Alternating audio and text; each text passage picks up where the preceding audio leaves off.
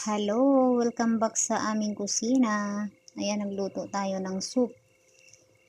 At lagyan natin ng parsley. Then, yung century egg. Ayan, itim. Parang may design na dahon. So, ang ginawa natin, nag-slice tayo ng ginger. Then, na-fry natin ang isda.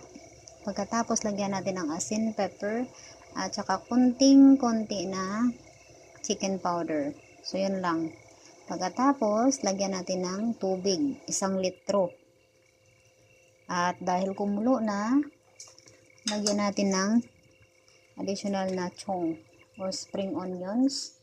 Pagkatapos, ilagay na rin natin ang parsley at ilagay natin ang century egg. So, bago yan, i-chop muna natin.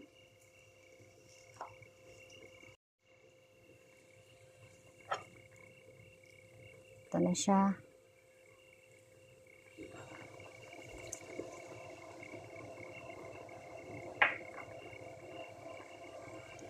Pakuluan lang natin ng 35 minutes. Pagkatapos, okay na yan. Pwede nang i-serve.